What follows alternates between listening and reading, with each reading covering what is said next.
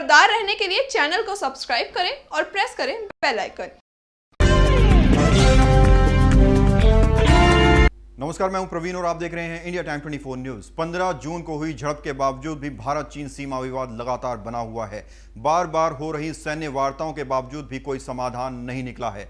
लेकिन चीन के सरकारी अखबार ग्लोबल टाइम्स का दावा है कि दोनों देश अपनी सेनाओं को पीछे हटाने के लिए तैयार हो गए हैं। देखिए हमारे सहयोगी दीपक की ये खास रिपोर्ट।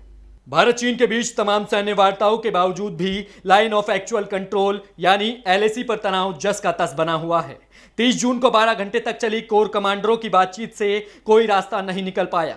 ऐसे में चीन के अखबार ग्लोबल टाइम्स ने दावा किया है कि दोनों देश चरणबद्ध तरीके से सैनिकों को हटाने के लिए तैयार है। इस बीच चीन के खिलाफ सरहद पर मोर्चा मजबूत करने के बाद अब रक्षा मंत्री राजनाथ सिंह भारत चीन तनाव के ग्राउंड जीरो तक जाएंगे और हालातों का जायजा लेंगे। राजनाथ सिंह शुक्रवार यानी कल लेह पहुंचेंगे और पूर्वी लद्दाख में चीन से बने तनाव की स्थिति पर सुरक्षा हालातों की समीक्षा करेंगे। रक्षा मंत्री लद्दाख में तैनात जवानों से भी मिलेंगे और गलवान के वीरों से मिलने लेह के अस्पताल जाएंगे। 30 जून को चीन के corps commander major general Liu Lin ने भारत के corps commander lieutenant general Harinder Singh से 12 घंटे तक बातचीत की, लेकिन ये बातचीत वहीं की वहीं अटकी हुई है। हालांकि सूत्रों के मुताबिक खबर है कि दोनों देशों ने 15 जून जैसी खूनी भिड़ंत फिर ना करने पर सहमति जताई है। और अभी लेंगे एक छोटा सा ब्रेक और ब्रेक के बाद आपको बताएंगे कि 30 जून को दोनों देशों के बीच हुई बातचीत के बाद क्या निष्कर्ष निकला है।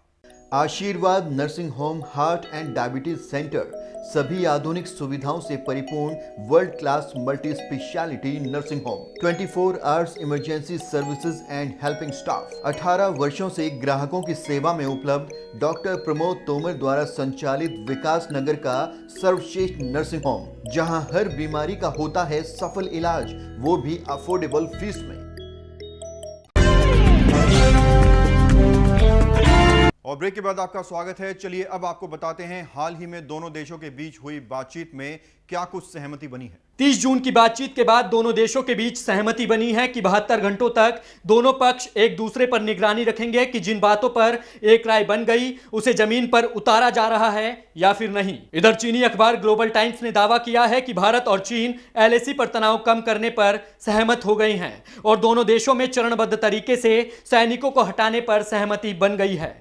चीनी अखबार ने सूत्रों के हवाले से कहा कि भारत और चीन एलएसी पर स्थिति को शांतिपूर्ण बनाने के लिए प्रभावी उपाय करेंगे। ग्लोबल टाइम्स के इस दावे पर अभी तक कोई मुहर नहीं लगी है। सूत्रों के मुताबिक चीन 22 जून की बैठक में भी चरणबद्ध तरीके से सरहद से हटने को तैयार हो गया था, लेकिन 8 दिन बाद भी हालात में कोई बदलाव नहीं हुआ है, जिसके बाद 30 जून को हुई सैन्य वार्ता में यह फैसला लिया गया है।